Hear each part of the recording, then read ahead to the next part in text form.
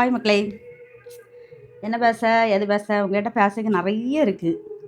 ஆனால் என்ன பேச எப்படி ஆரம்பிக்கிறதா தெரிய மாட்டேங்குது. இப்போ நேற்று நாங்கள் எங்கே போகணும் அப்படின்னா அபயாரம்மன் கோயிலுக்கு போகணும். சரியா? அபயாரம்மன் கோயிலில் என்ன ஸ்பெஷலு அப்படின்னாக்கி கொழுக்கட்டை வைப்பாங்க. ஃபுல்லாகவே அந்த அபயாரம்மன் கோயிலில் ஆடி மாதம் மொத்தத்தில் வருஷத்தில் ஒரு வாட்டி ஆடி மாதம் தான் அந்த கோயிலில் ரொம்ப ரொம்ப விசேஷமாக இருக்கும். அந்த கோயில் இவ்வளோத்துக்கு ரொம்ப சின்ன கோயிலாக தான் இருக்கும் பார்த்துக்கங்க. அது எந்த ஊரில் இருக்குது அப்படி தெரியுமா? தாளக்குடியில். என்ன ஊர் தாளக்குடி. அந்த ஊர் கரெக்டாக ஞாபகம் வர மாட்டேங்க. சரி, ஞாபகம் வரும்போது சொல்கிறேன் அது எந்த ஊரில் இருக்குதுன்னு. அப்புறம் கோயில் ரொம்ப சிம்பிளாக தான் இருக்கும். ரொம்ப பெரிய பிரம்மாண்டமாலாம் இருக்காது. நல்ல ஒரு ரோட்டு சைடில் தான் இருக்கும். கோயில் ஒரு அமைதியான கோயில் தான்.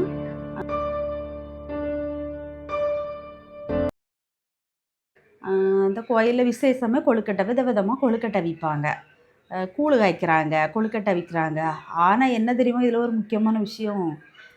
நான் மொத்தம் 3 வருஷம் அந்த கோயிலுக்கு போயிருக்கேன். அதில் வருஷம் போகும்போது கொழுக்கட்டை அவிச்சா நம்ம கேட்டால் தருவாங்க, அது பிரசாதமாக கொடுப்பாங்க அப்படின்னாங்க நான் நினச்சிக்கிட்டு இருந்தேன். அப்போ நானும் எங்கள் அக்கா ஒருத்தங்களும் தான் போயிருந்தோம், மீரா அக்கானுக்கிட்டு. ரொம்ப நேரமாக நாங்கள் வெயிட் பண்ணணும், கொழுக்கட்டை அவிச்சு பிடிச்சோட தருவாவன்னுக்கிட்டு. அது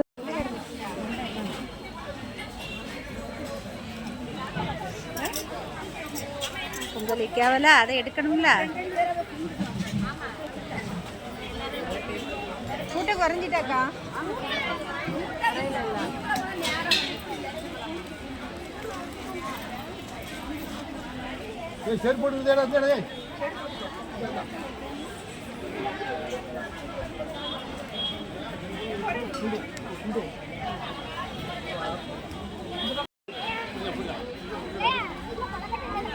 இல்ல கூழு தான் வச்சிருக்கோம். இதை எடுத்துட்டு ரெண்டே மிக்ஸ் பண்ணிடலாம். இதெல்லாம் வீட்டில் வச்சு அவிச்சு கொண்டு வந்ததா? இது இங்கே வச்சு அவிச்சதா?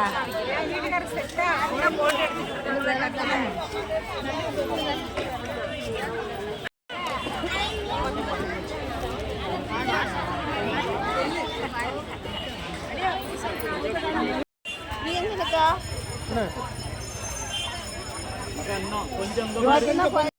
மிரக ஒரு குரங்க வரு எங்க இருக்கு? அண்ணா இருக்குல்ல மேலே. மேலே வாங்க. கொழுக்கட்டை விற்காம ரெண்டு இருக்கா? எனக்கு இங்கேருந்து பக்கம் ஒன்று தான் தெரிஞ்சு. எல்லாம் வரிசைக்கு இருக்குது. கொழுக்கட்டை தருவா வேணும், தரமாட்டாவப்பா.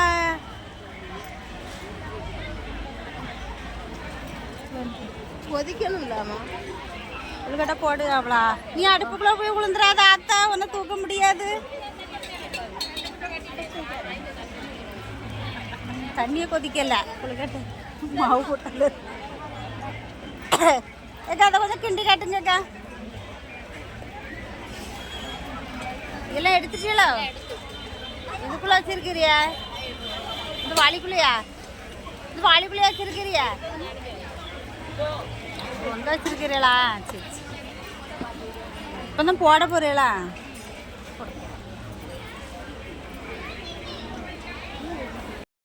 பார்த்தீங்களா எவ்வளோ விதமான கொழுக்கட்டைலாம் வச்சுருக்குறாங்கன்னு. ஆனால் அங்கே சாமி கும்பிட போகிறவங்களுக்கெல்லாம் கொடுக்க மாட்டாங்க. நம்ம வேணுன்னா கோயிலில் பிரசாதம் மட்டும் கொடுப்பாங்க, காசு கொடுத்து வாங்கணும். அப்புறம் என்னன்னாக்கி கேட்டோம், அதெல்லாம் அவிச்சோன்னாவே அவிச்சு முடித்து படையல் போடுவாங்க. அந்த கொழுக்கட்டை அவிக்கிறாங்களா, அவிச்சு முடிச்சு ஒவ்வொருத்தரும் ஒவ்வொரு மாதிரியான கொழுக்கட்டை அவிப்பாவ. கொழுக்கட்டை அவிச்சு முடித்ததும் அந்த அடுப்பு பக்கத்துலேயே ஒரு படையல், பழம், பத்தி, சூடவும் எல்லாம் வச்சு ஒரு சின்ன குட்டி விளக்கு மாதிரி ஒன்று வச்சு, குத்து விளக்கெல்லாம் கிடையாது, மாவுலேயே விளக்கு வச்சுருக்கிறாங்க. இல்லைன்னா சின்னதாக இந்த மண்ணில் இருக்கும் தெரியுமா, அந்த மாதிரி வச்சு கொளுத்தி சாமி கும்பிட்டுறாங்க. அதில் வச்சு சாமி கும்பிட்டு எல்லோரும் எடுத்துக்கிறாங்க. அப்போ நான் நினச்சேன் இந்த மாதிரி தான் இருக்கும். அப்போ தருவீங்களான்னு கேட்டதுக்கு தருவோம் அப்படின்னு சொல்லிட்டாவ. நாங்களும் கொஞ்சம் நேரமாக வெயிட் பண்ணிக்கிட்டு, ரொம்ப நேரம் அதிலே கொழுக்கட்டைக்காக இருக்குமேன்னு சொல்லிட்டு அப்படியே கொஞ்சம் சுற்றி பார்த்துட்டு வரலான்னு சொல்லிட்டு நானும் எங்கள் அக்காலும் சுற்றி பார்த்துக்கிட்டு.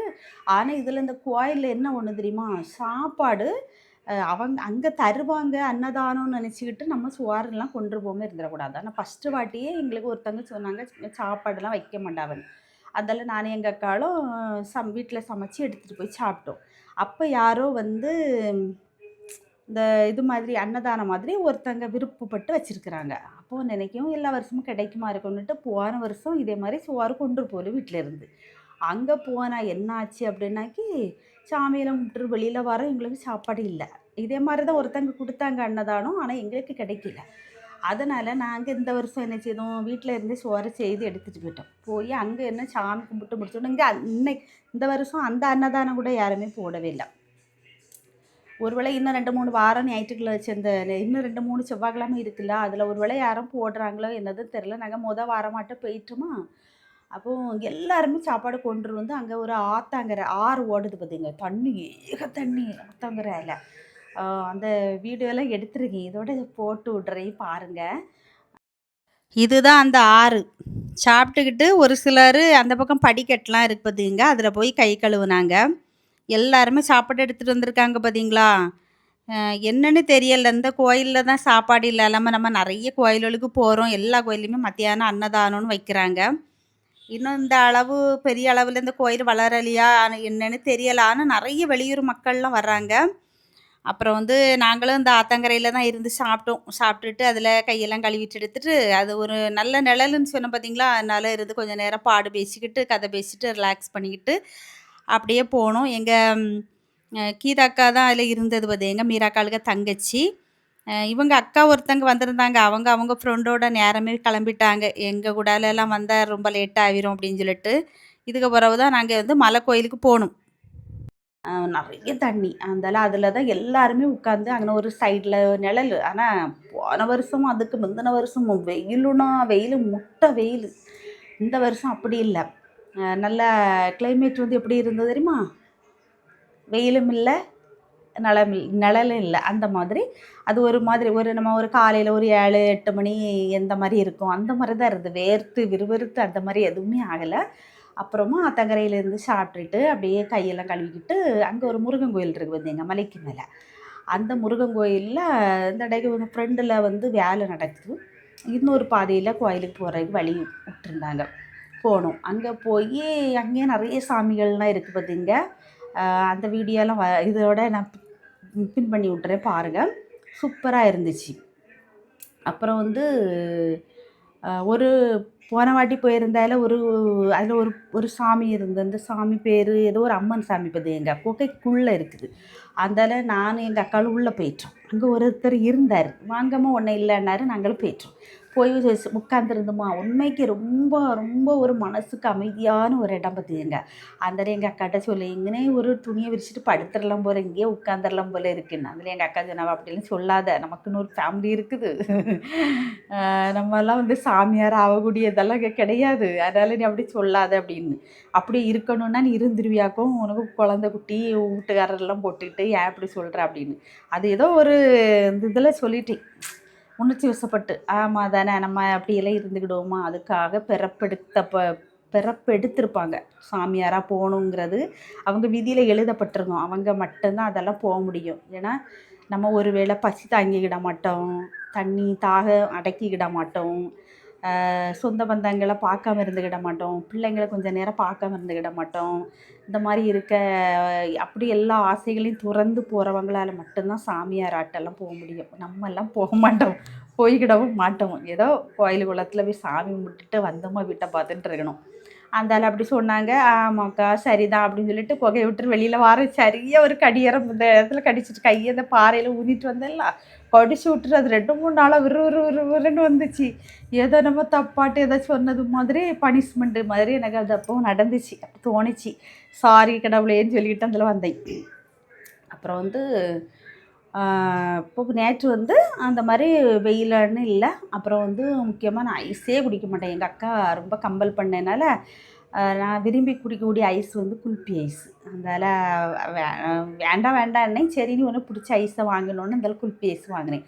அதில் எங்கள் அக்காவும் அதே வாங்கி சாப்பிட்டுட்டு நல்ல டேஸ்ட்டாக இருக்குது, இனி நான் இது தான் சாப்பிடுவேன்னா. ஏன்னா அது வந்து இந்த முருகன் கோயிலுக்கு போகும்போது மேலே அந்த படி ஏற நாங்கள் சுற்றிட்டே வந்தோமா, அது எங்கள் அக்காளுக்கு சாரிலெல்லாம் பட்டுட்டு அங்கே போய் சாமி கும்பிட்டு ஒரு ஓரமாக உட்காந்துருக்கோம். ஒரே ஈய மொய்ப்பு எங்கள் அக்காவில், மேலெல்லாம் ஈச்சியாக உழுவு. அந்த குல்ஃபி ஐஸு இந்த ஸ்மெல்லுக்கு அதெல்லாம் ஒரு வழியாக அங்கே போய் சாமி கும்பிட்டோம். அப்புறம் அங்கே ஒரு கிணறு இருக்குது பார்த்திங்க. அந்த கிணறு வந்து நான் போன வாட்டி வந்து எனக்கு அதை பார்த்த ஞாபகம் இல்லை. நிறைய தண்ணி கிடக்குது. அது கிணறா தொட்டியான்னு எனக்கு ஒரே டவுட்டாக இருக்குது. இதுதான் அந்த கிணறு. அது ஓரத்தில் தான் எங்கள் அக்கா 2 பேரும் இருக்கிறாங்க. இனி நானும் அதில் தான் கொஞ்சம் நேரம் காலை நீட்டி போட்டுருந்து பேசிக்கிட்டு இருக்கணும். ஆனால் அங்கே உள்ள பூசாரிகிட்ட கேட்டிருக்கலாம். கேட்கல. இப்போ குழப்பமா இருக்குது. இந்த வீடியோ பார்க்குறவங்க அது கிணறா இல்லை சும்மா தொட்டி தானா அப்படிங்கிறத சொல்லணும், சரியா? அப்புறம் வந்து அங்கே ஒரு காளியம்மன் இருக்கிறாங்க பார்த்தியாங்க. சரியான காளி. அதில் வீடியோ வந்து அவங்கள பார்த்து கரெக்டாக எடுக்கலை. ஏன்னு கேட்டால் அந்த பூசாரிகிட்ட கேட்டேன், வீடியோ எடுக்கலாமான்னு கேட்டேன். அப்போ அப்படின்னாங்க. சரி ஓகே அப்படின்ட்டு அப்படியே காளியம்மனை மட்டும் அப்படியே வீடியோ எடுக்கலை. காளியம்மனோட ஒரு செல்ஃபி எடுத்தேன். தெரியுதா? இவங்க தான் அந்த காளி. ரொம்ப பெரிய சிலையாக இருக்கும். பார்க்குறதுக்கே கொஞ்சம் பயமாக தான் இருக்கும். அப்புறம் அப்படியே சுற்றி அப்படியே வரும்போது காளியம்மனை எடுத்தேன்னா அந்த தத்ரூபமாக எடுக்கலை, அப்படி எடுத்தேன். ஆனால் சில கோயிலில் எழுதி போட்டிருக்கிறாங்கல்ல, வீடியோலாம் எடுக்கக்கூடாது, ஃபோட்டோஸ்லாம் எடுக்கக்கூடாதுன்னு. நான் என் கண்ணில் பட்டுன்னா அந்த லெட்டர் நான் கண்ணில் பட்டுட்டுன்னு வச்சுவிடுவேன். அவங்க அனுமதி இல்லாமல் நான் மாதிரி எடுக்க மாட்டேன். ஏன் தெரியுமா? இப்போ நம்ம பார்க்காம இருந்திருப்போம், டக்குன்னு எடுத்துருவோம். அப்புறவுக்கு ஒன்றும் பண்ண முடியாது. 2வது சிலவங்க சொல்லுவாங்க, சில கோயிலெலாம் வந்து நமக்கு முன்னாடி இருக்கிறவங்க வீடியோ எடுப்பாங்களா, அப்போ நம்மளே எடுப்போம்னு சொல்லிட்டு எடுத்துருவோம். நம்மளை வந்து வான் பண்ணுவாங்க, இங்கெல்லாம் எடுக்கக்கூடாது, நீங்கள் இப்போ படிக்கலையா அதெல்லாம் அப்படின்னாக்கி அப்படியா சாரின்னேன்ருவோம். ஆனால் எடுத்தது நம்ம ஃபோனில் தானே இருக்கும், நான் வச்சுப்பேன். அது பிறவுக்கு எல்லாமே வந்து ஃபஸ்ட்டு பார்த்தேன்னு எடுக்க மாட்டேன். திருப்பி அந்த கோயிலில் அந்த மாதிரி ஒன்றும் எழுதி போடலை. ஆனால் அவங்ககிட்ட கேட்டதுக்கு அந்த காளியம்மனை மட்டும் தான் எடுக்கிறதுக்கு அவங்க அனுமதிக்கலை. அது வந்து அந்த எடுக்கக்கூடாது அப்படின்லாம் அவங்க சொல்லலை அப்படின்னாங்க. சரி அப்படின்ட்டு விட்டுட்டேன். அப்புறமா உள்ளதெல்லாம் சுற்றி நல்லா எடுத்தேன். அங்கே ஒரு பெரிய கல் இருக்குது. அந்த கல் வந்து உத்திராட்ச மாலை போட்டு வச்சுருந்து. அதை சுற்றி எல்லோரும் சாமி கும்பிட்டாங்க, நாங்களும் கும்பிட்டோம்.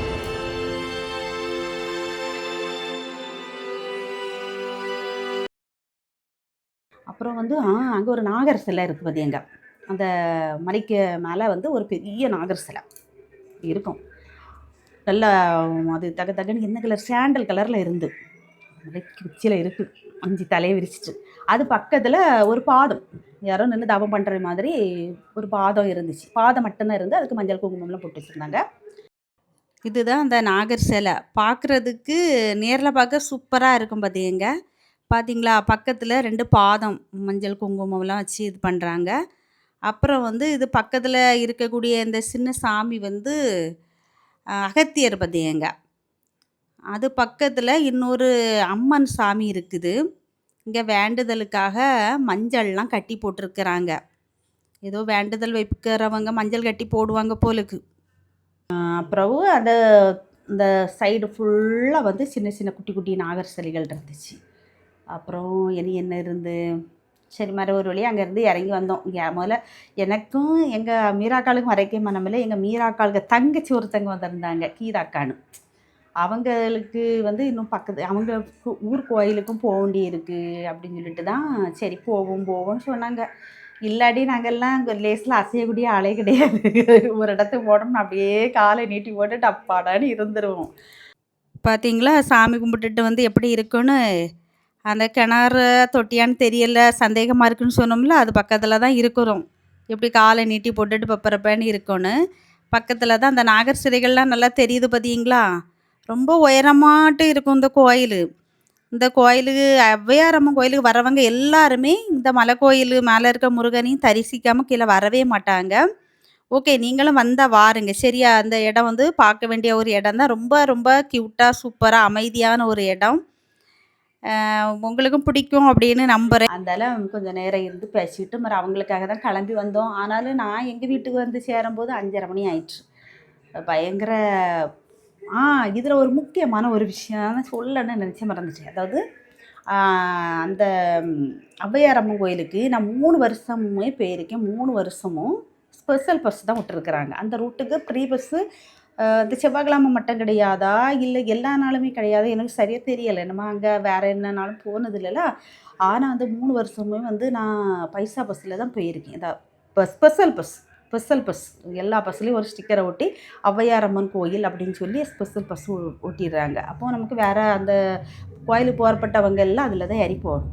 இதில் என்ன ஒன்று தெரியுமா? சீட்டே கிடைக்காது. ரூ. 18 டிக்கெட் ஒரு ஆளுக்கு. நார்வேயிலேருந்து ஔவையார் அம்மன் கோயிலுக்கு போகிறதுக்கு. ரூ.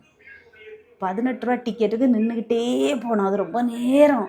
அந்த மக்களுடைய கூட்டத்தினால பஸ்ஸு மூவ் ஆக மாட்டேங்குதா என்னன்னே தெரில. ரொம்ப ஸ்லோவாகவே போன மாதிரி இருக்கும். வடசேரி போய் தான் பஸ்ஸு போச்சு. ரொம்ப கூட்டம், ரொம்ப நேரம் நின்று போனோம். அதே போல் தான் வரும்போதும் ரொம்ப கூட்டம் நின்றுக்கிட்டே தான் வந்திருக்கு. சீட்டே கிடைக்கல. இதில் ஒரு விஷயம் என்ன தெரியுமாங்க? ஆனால் நம்ம பெண்கள் இருக்காங்க பார்த்தீங்களா, இந்த ஒரு விஷயத்தில் ரொம்ப மோசம்.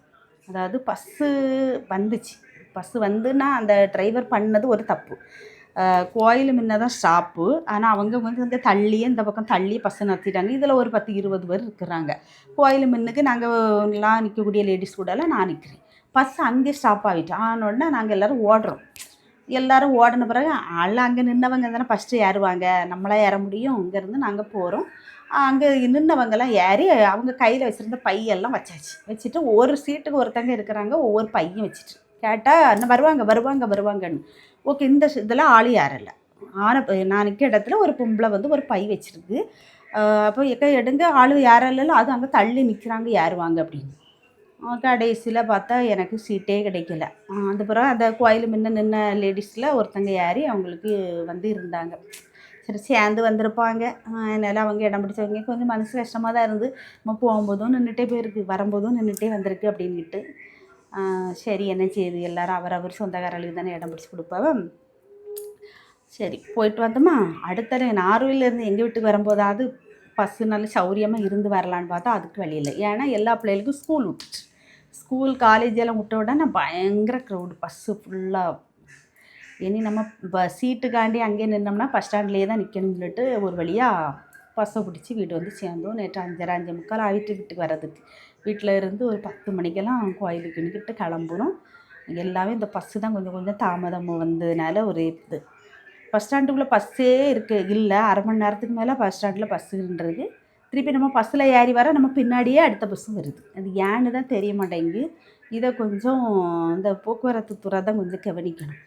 ஏன்னா நம்ம அரை மணி நேரம் பஸ் ஸ்டாண்டில் நிற்கும், பஸ் இல்லை. ஆனால் நம்ம இங்கே வரோம். நான் ஒரு 6-7 ஸ்டாப்பு தாண்டி வந்ததும் நம்ம ரூட்டு பஸ்ஸு இன்னொரு நம்ம வரக்கூடிய பஸ்ஸை வந்து ஓவர்டேக் பண்ணி போகுது. அப்போது எந்த மாதிரி பஸ்ஸு வந்து டிஸ்டன்ஸில் வருவோன்னு நீ பார்த்துக்கிடணும்.